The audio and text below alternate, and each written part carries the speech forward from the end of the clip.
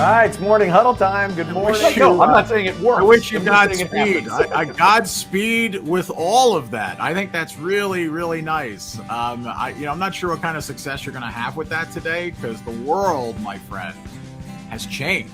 Right. Latin American construction workers, they have different needs. They have completely different needs. These awards have a huge criteria that you have to fill out, and they usually have a community service or community relations portion. Makes them, the most productive with a high performance value, and sometimes it's 11 o'clock at night. Yeah. Funny, isn't it? Yeah, not for me. Not for me. At 11 o'clock, I am guaranteed to be snoring. So.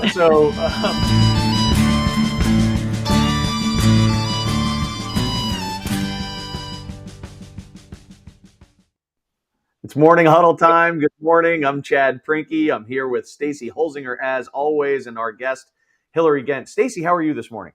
I'm doing good. How are you guys? Doing good. Oh, well, thanks for having me. Thank you so much for joining us, Hillary. So Hillary is in-house counsel with Davis Construction, James G. Davis Construction here in the DC metro area.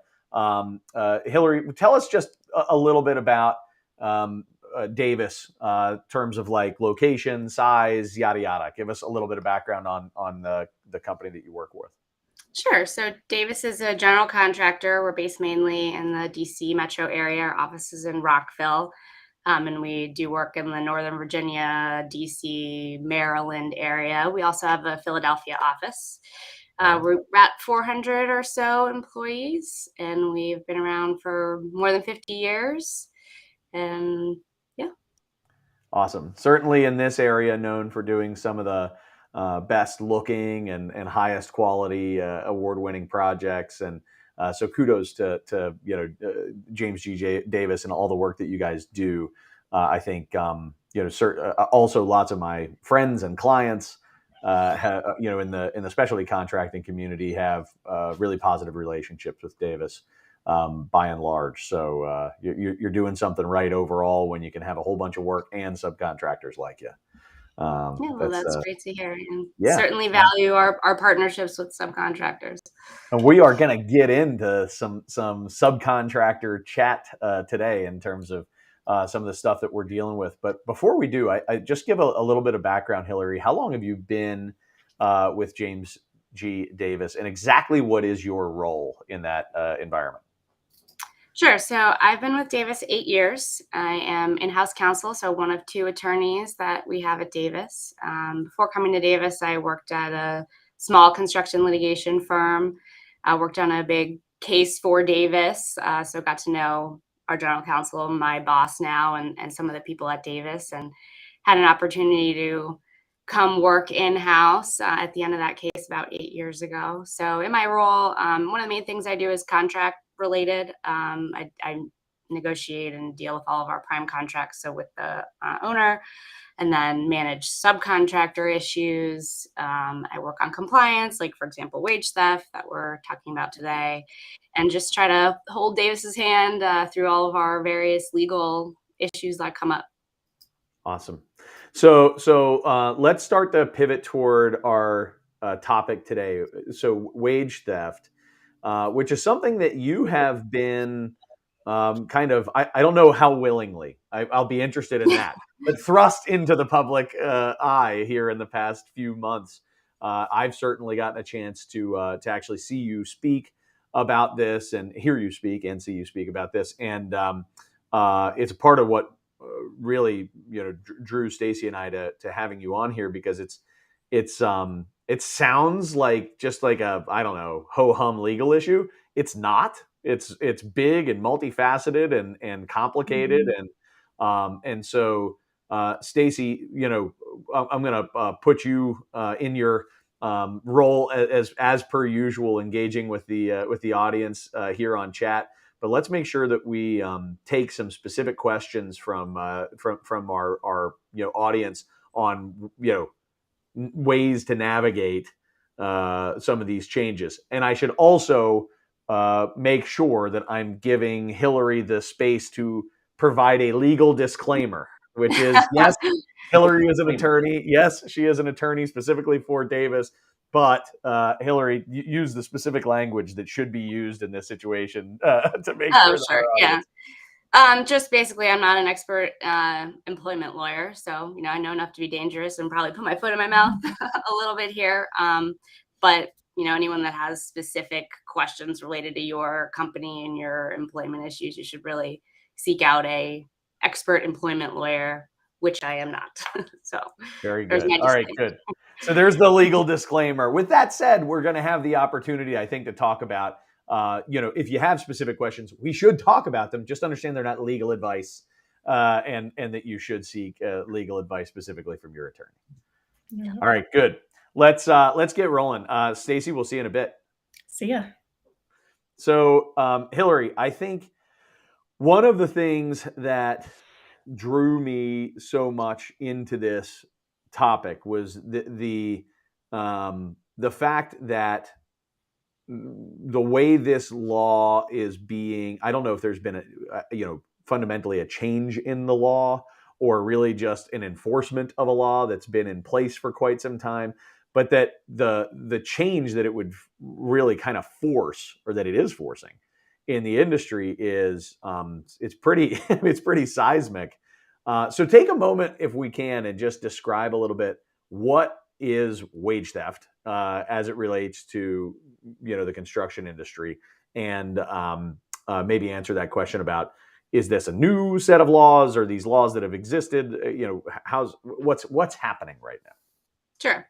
So wage theft is really just a failure of an employer to pay amounts that are legally due to their employee. So that could be, if minimum wage is $15 an hour and you're paying a worker $10 an hour, you're stealing $5 an hour, from that worker that they're legally due. Failure to pay overtime is another common example. And then another area of focus, I think, by the jurisdictions is failure to provide paid sick leave. Mm-hmm. So I think in the construction industry, one of the main ways that this becomes an issue is in the context of worker misclassification. So for an independent contractor, so the things I just mentioned, overtime, minimum wage, sick pay, that all applies to employees. So the workers working for an employer that are classified as employees.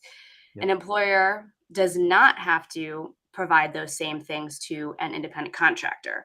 So, and the other big difference is withholding taxes. So, for an employee, the employer is required to withhold and pay taxes for their employees. Not so for independent contractors. Independent contractors are obligated to file and pay their own tax returns.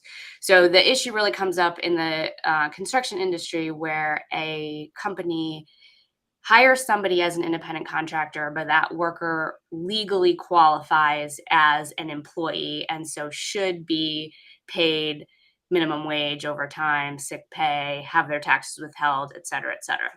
Yep. So in the construction industry, long-standing industry practice has been to classify workers as independent contractors when legally, under long-standing legal principles, they should be properly classified as employees. So that hasn't changed.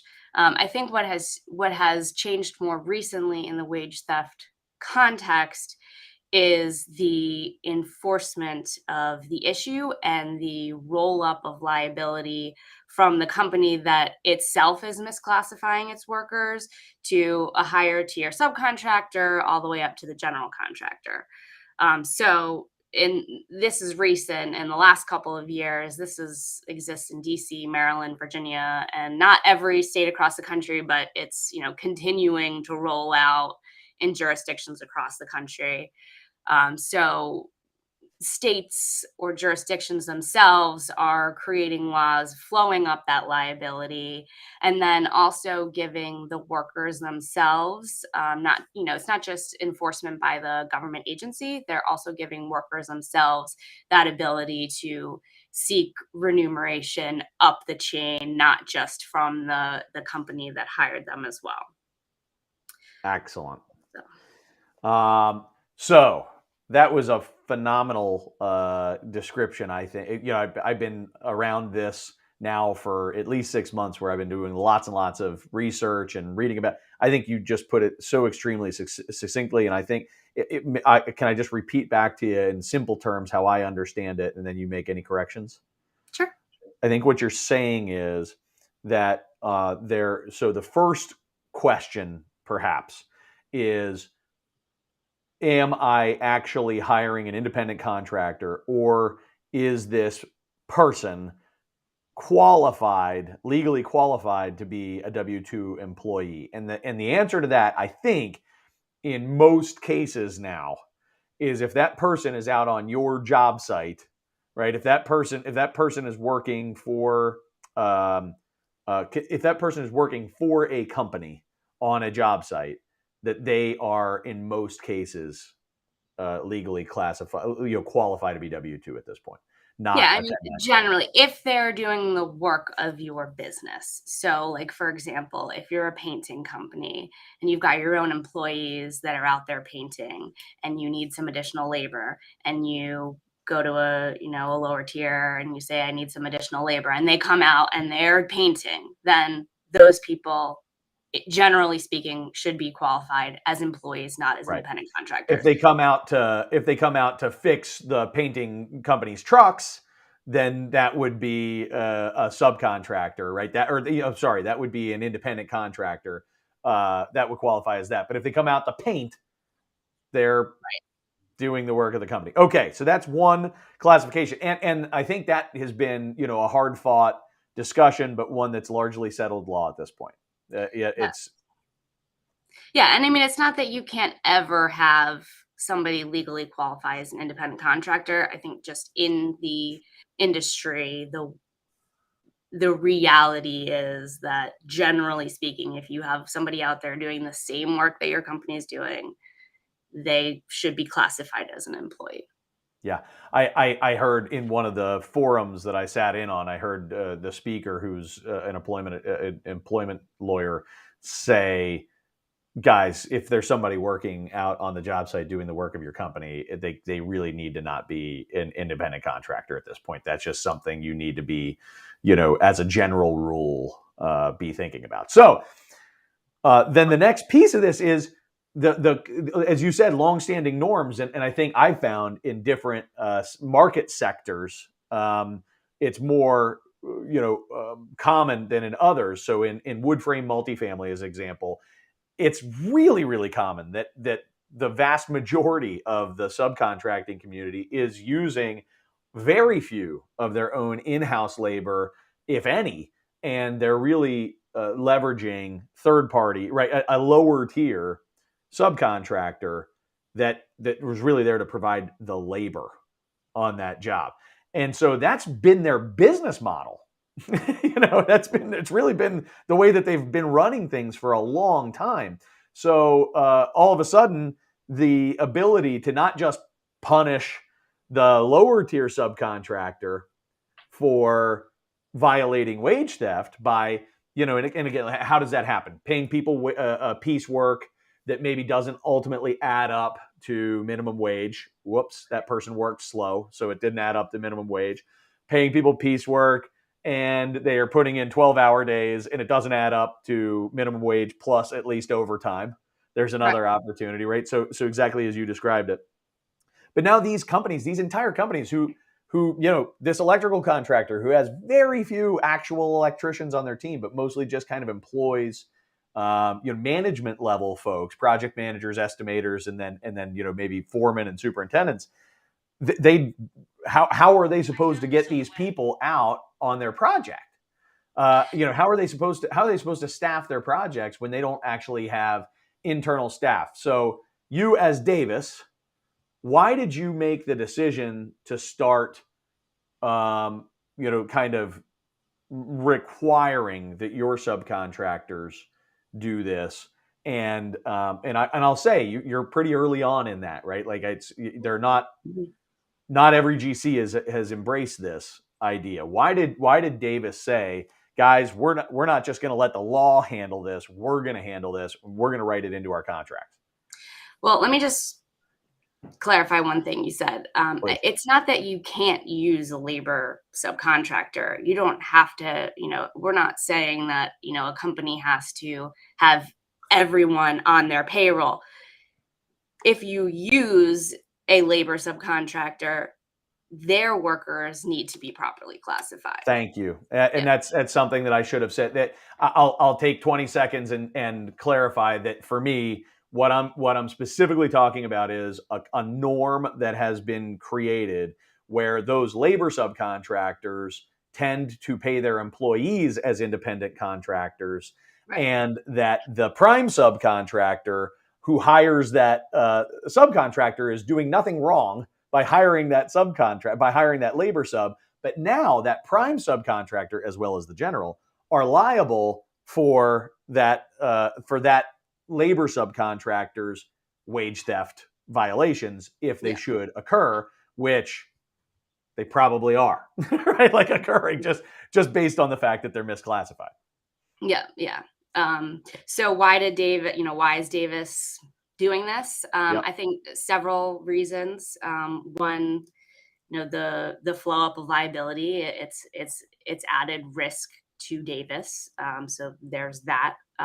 There's the fact that not only is there added liability, but it's massive added liability. So it's not just the amount of the wages that weren't paid. It's 3 times the amount of the wages that weren't paid, plus other penalties and things like that. Then there's the fact that this is continuing to be enforced. You've seen, other general contractors have been targeted by the DC Attorney General. Davis and every other general contractor in the area has been sued civilly for this issue. And if you haven't yet, you will. So, there's a lot of legal focus, legal reason for this. And then there's also, we've been hearing clients asking about it. We've had clients say, we're hearing about this wage theft issue. We want all the workers on our job sites to be paid correctly. What are you doing, Davis, to ensure that they're being paid correctly? And there's the moral aspect on our end as well. You're working on a Davis job. The workers that are working hard should be paid appropriately.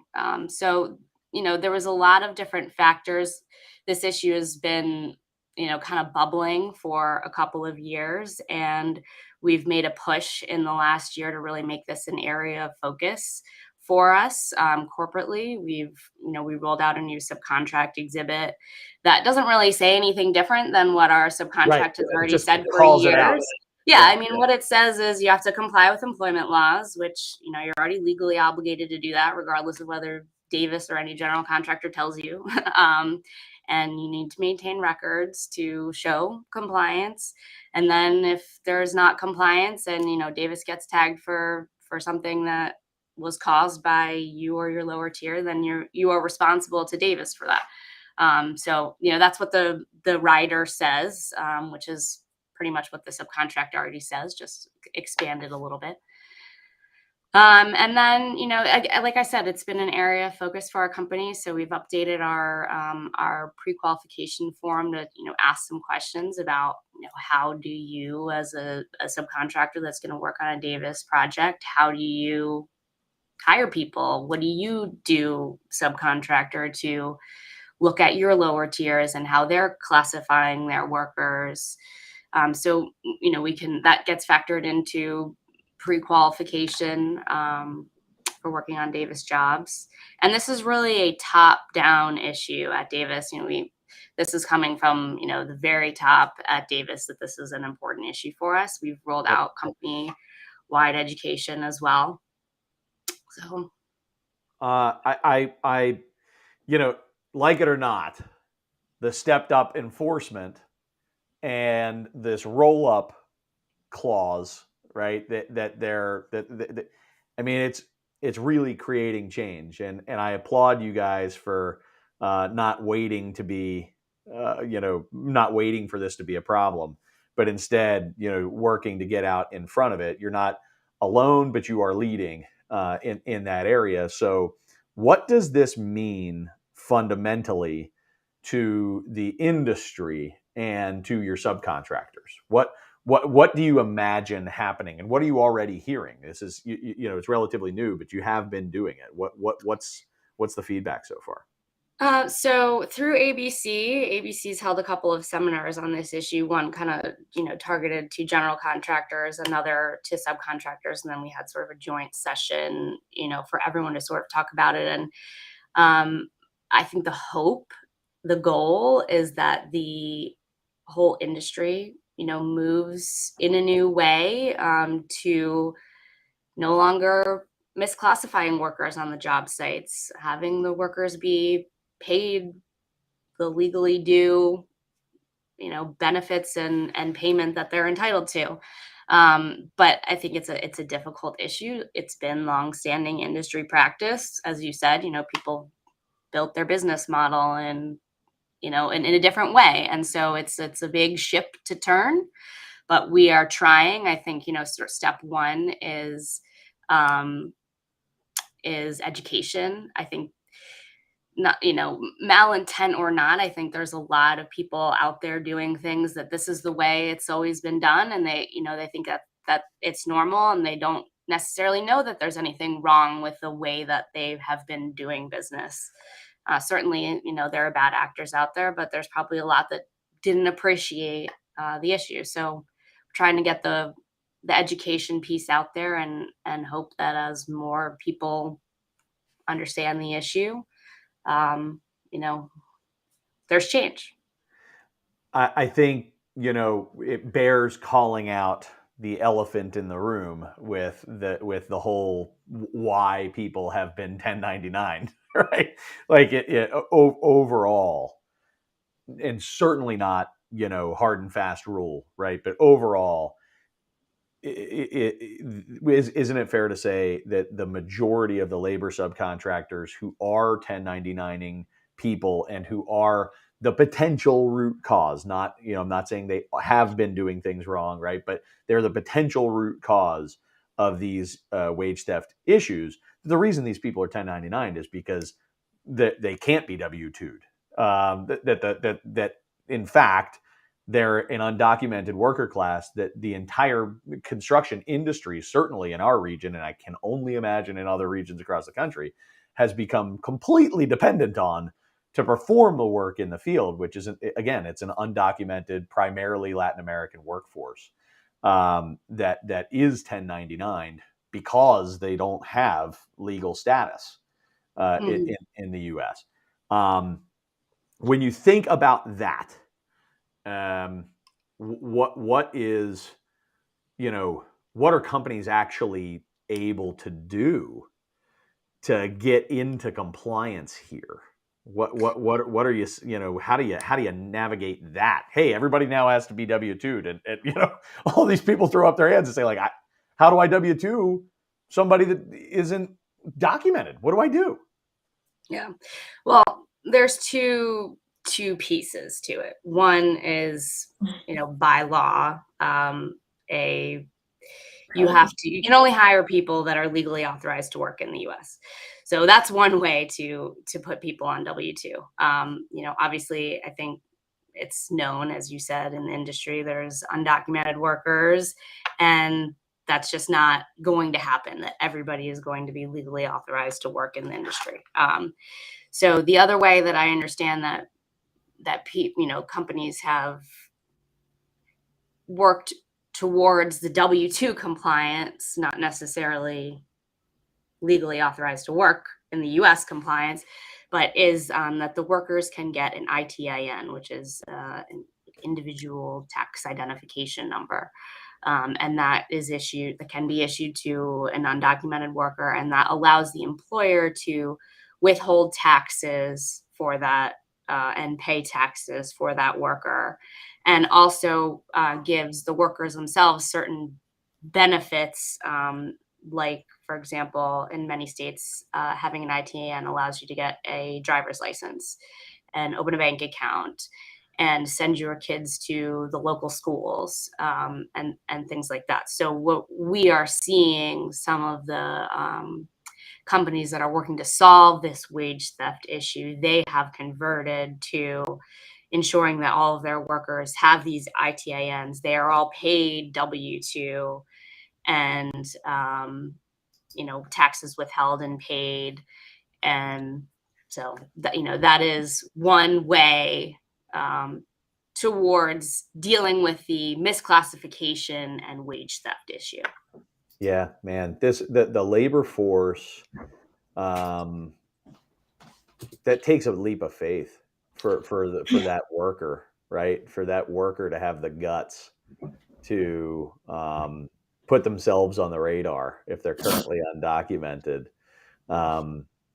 It, I don't, I know I'm putting you in a situation. You don't have an answer to this question, but this is, as I start to imagine what this is going to look like at scale, so that not only does Davis do it, but that, and the handful that have already done it, made the same kind of move to say, hey, this is how we're doing it moving forward, folks. And if you're not in compliance with this, then you're out of compliance with us. There's going to have to be a sea change with those employees. Now, do you think that there's a strategic advantage for the subcontractors who don't comply, on projects? Obviously, they're not going to win work with Davis, but in other environments, where somebody isn't. So let's say subcontractor A is working really hard to get all of their labor subs on W-2 and make sure that everybody is doing things in this really official and legal capacity. Subcontractor B is gambling. Do you think there's a strategic advantage for subcontractor B in the short term? Did I break up? Sorry. So from what can you hear me? You were a little delayed, chat. My fault. We can hear you. You're good. Okay, good. All right. From what I have heard from the subcontractors that we work with that are, putting measures in place to, ensure their lower tiers are complying. Some of the challenges that they have faced are having the workers say, you're going to make me get an ITIN and withhold my taxes. And, I don't want to deal with that. I'm going to go, work for another company that isn't going to do that. And so the hope is that the more, part of the change here is that if everyone is requiring the ITIN process, or, making sure that everyone is paid, W-2 as opposed to independent contractor, that there's not going to be the other company to go to that's not doing it, that's not requiring that everyone will require that, level the playing. As far as, an advantage for the people that are doing it right. And from, again, what I've heard from our subcontractors is, yes, there's an aspect of it that is more expensive, in that, the worker who was making $20 an hour without taxes withheld, they still want to get their, at the end of the day, net $20 an hour if you're going to withhold taxes. So you're having to increase what they are paid hourly.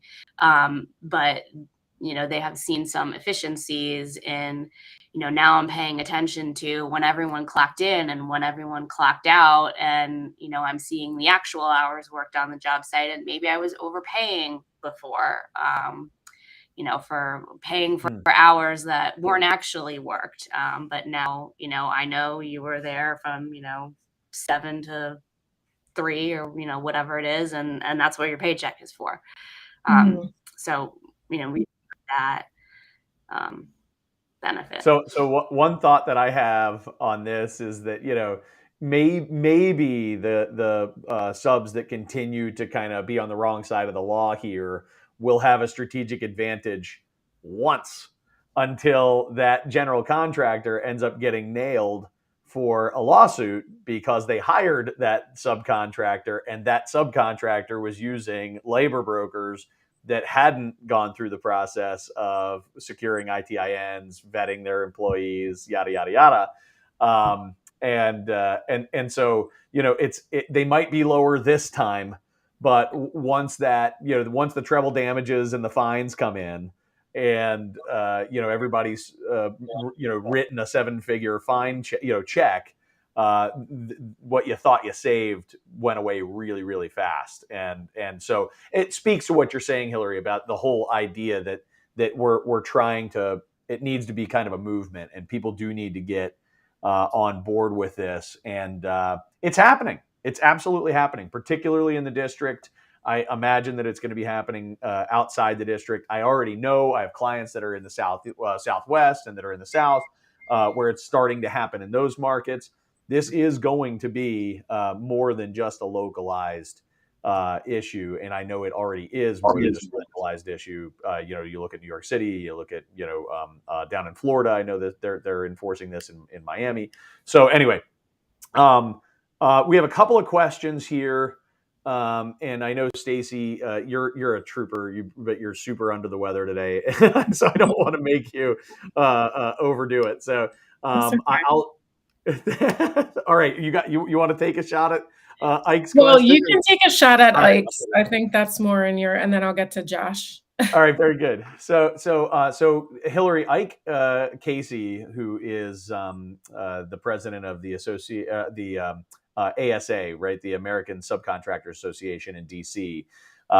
He asked a question where he said, I understand someone, maybe in the DC AG's office, has hired 40 Spanish-speaking people to visit construction job sites to entice workers to file claims. Do you know if this is true? And if so, what do you recommend to your subs to address this? And I'll maybe just add like a couple of seconds of clarity for the audience on this. The idea would be that if you can, as Hillary mentioned, if the individual on the job site actually has the ability to go and file claims themselves, and you're able to identify somebody who says, yes, I'm not being paid appropriately, then that person can go to the boss, or I'm sorry, can literally go to a lawyer, right, and file suit against the people who've hired them, thus starting to snowball this situation. So that would be theoretically the motivation of the DCAG's office, if in fact they're hiring Spanish-speaking people to go out, visit job sites, and say, hey, how are you being paid? Hey, that's illegal, and you can file a suit. So there's a little bit of detail for the audience on it. But Hillary, back to the question. I've not heard this. Have you heard this? I have not heard that either.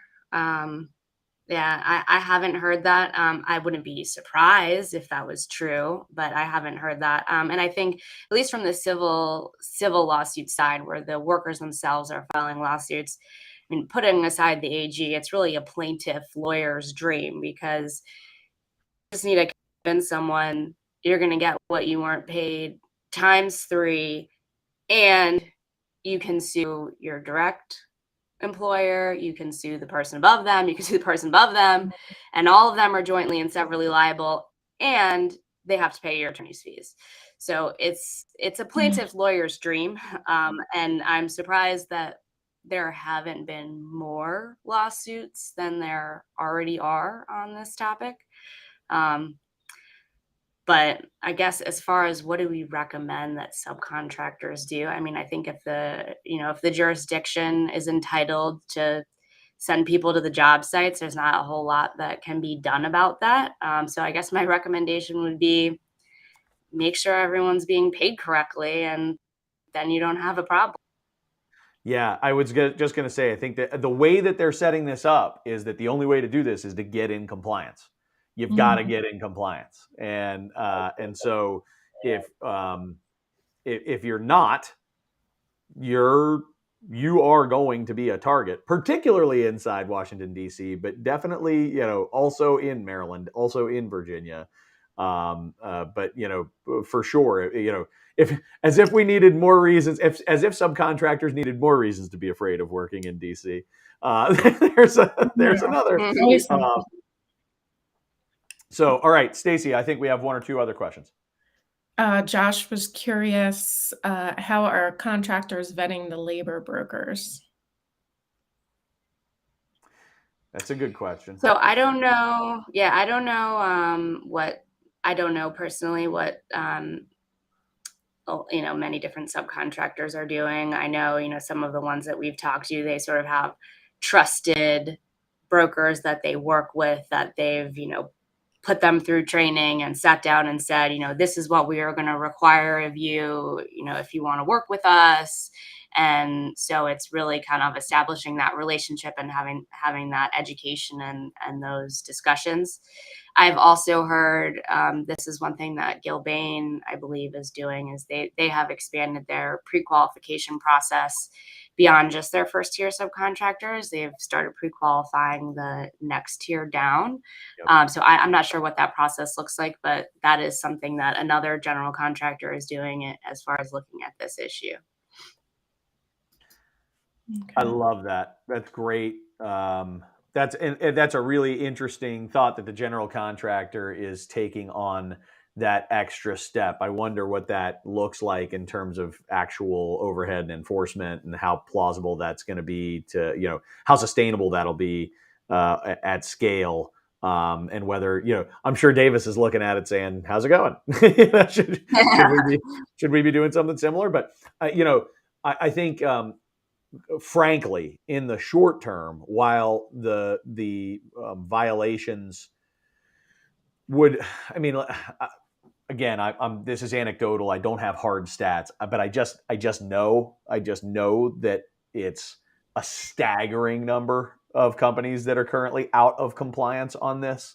That I would say, if in the short term, it probably does pay to be hyper vigilant and just really not in a punitive way, but really in kind of like, and I know this is a part of what you talked about as well, right? It's about helping your subcontractors to figure this out. And it's about the subcontractors helping their labor subcontractors to figure this out.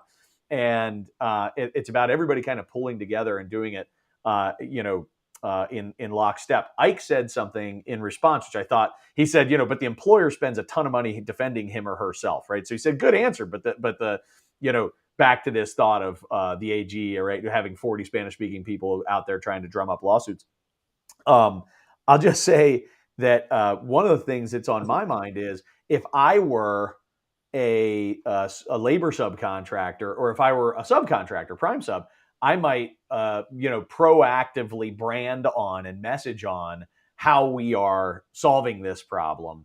Kind of, putting it out there in the public sphere, being really proactive about like branding and marketing my business on, we are, super proactive about making sure that our subcontractors are this and that our employees are that, and we never, misclassify. I think it's not going to be like a defense against all, but I think, if you can brand your company in a way where the AG's office or whoever, right, looks at you as one of the good guys, you maybe do deflect some of the pressure, that way. So anyway, good guys. I think we're over on time, and I knew that would happen. But fascinating conversation. Stacy, do you have any other follow-on questions? I don't know if we could sneak this in real quick, but just to follow up with Joshua, he was also curious, what happens if one of the non-compliant employees gets injured on the job? Well, I'm a little in my wheelhouse there. I mean, I would think workers' compensation would kick in, but I'm not sure how that works if you've got somebody misclassified, if that's another hole there. I don't know the answer to that question. We had a guest. We had a guest last year, Oscar Garcia, who is he owns a consulting firm that really helps contractors to make it a more Latin American friendly environment. Inside of it, and one of the things that he said without hesitation, he said, a lot of it gets swept under the rug. A lot of it is it's vastly underreported, the number of incidents that happen to undocumented, misclassified workers. and it's a part of what people need to be vigilant about and look out for, is that the safety of that community is really tied into all of this, right? Mhm. So without question, Josh, solving this problem, while it's a huge pain in the butt and a very Mhm. legitimate one for the people who are trying to say, like, man, this totally changes my business model and I don't know how to navigate this. I think short-term pain, long-term, it's going to be a big win for the Mhm. industry. I really do think that through this process, we become a more humane, better place to be for employees, regardless of their background. And I'm again, kudos to Davis, kudos to you, Hillary, for fearlessly participating in the public square here and trying to help people through what is a very painful process, but hopefully one that creates positive change in the industry, which is again, I don't know if that's the motivation from the AG's office, right? I think the motivation might be tax revenue, but there's a the side benefit is maybe it becomes, like I say, a happier, more humane place for people to work. So, Yeah, Yeah. certainly hope. all right, awesome, Hillary. Any final words before we part? I don't think so. Thank you all for having me and giving us a platform to continue the conversation. As you said, Chad, I think it's a really important issue, and Davis is certainly not perfect. We don't have the silver bullet. We're still trying to figure it out too. But that we appreciate the opportunity to continue to spread the message and hope that catches on. So Yeah. Keep making those honest, good faith efforts. That's all anybody can do. That's all Yeah. anybody can do. So good for you. Thank you so much. And you do officially win the award for the most beautiful actual background. Well done. Yes. Here, here. Oh, Hillary, if people wanted to reach out to you, Yes. what would be the best way to do it? Sure. It's HGHENT at davisconstruction.com. All right, great. Or LinkedIn. Yeah, or on LinkedIn. Okay, good. So either place, but at davisconstruction.com or on LinkedIn. So hghent at davisconstruction.com or LinkedIn. Thank you. Hillary, we appreciate you. We'll see you soon, I'm sure. All right. All right, Thanks, Stacey, let's talk a little bit about next week and what we have coming up. Yep. Before we do, I wondered if you have a steel toe communication marketing tip of the week. Sure. I wanted to talk a little bit about repurposing content. I get a lot of questions. People run out of ideas on what to post about. Think about, any webinars that you did throughout the year. That's a great place to find little nuggets of information, or go to your YouTube channel, really review any of your analytics to see what key points people are, looking at your videos, and cut them down into little clips. Same with any other channels that you're working on. Review your content every 3 to 6 months and repost things that people already find popular. Just, work smarter. Stacey, that tip is so smart, but it also stresses me out and makes me realize that I probably need to hire you. Okay. It's like, 'cause I don't have the time to do that, but it's great. And I totally agree. So next week we have Greg Stone, who is another attorney, actually. Funny enough, not planned. But Greg's actually going to be on talking about something that I didn't know was even a thing, which is intellectual property, right? Intellectual property in the construction industry. And there are so many things that we haven't even considered as contractors, and that are means and methods and specific strategies that we've been using to create efficiencies and things like that in our business. Some of that stuff actually might be protectable intellectual property information that you can keep employees from leaving and taking and bringing to your competitor, and things along those lines. And yet it is one of the spaces where the fewest intellectual property support is in place. So Greg is going to talk about some of the things that you can legitimately do. So first off, how to identify what intellectual property you have, And then Mhm. second, what you can legitimately do to protect that intellectual property as a construction business. It should be at the very least a conversation where you learn a ton, and I'm sure very interesting entertaining as well, because Greg is hysterical and he's a really great guy. So I look forward to that discussion. Stacy, anything else before we wrap up? Yes, I did want to announce that we got Amy Marks, the queen of prefab, to our show, and she'll be joining us October 25th. So excited for that. That is going to be awesome. Yeah, it was like a negotiation between our people and her people. It was. They all just went to the big Autodesk conference, which I heard was great. So that will be fantastic. So that's in a couple of weeks. So keep tuning in, folks. Be live. Check us out. If you can't check us out live, catch us wherever you catch your podcasts. And you know what? Do us a favor and tell somebody this week about the Morning Huddle. Help to spread the word, and help us to try to create this, maintain this platform where people can talk about the positive change that they're bringing to the industry. We'd really appreciate it.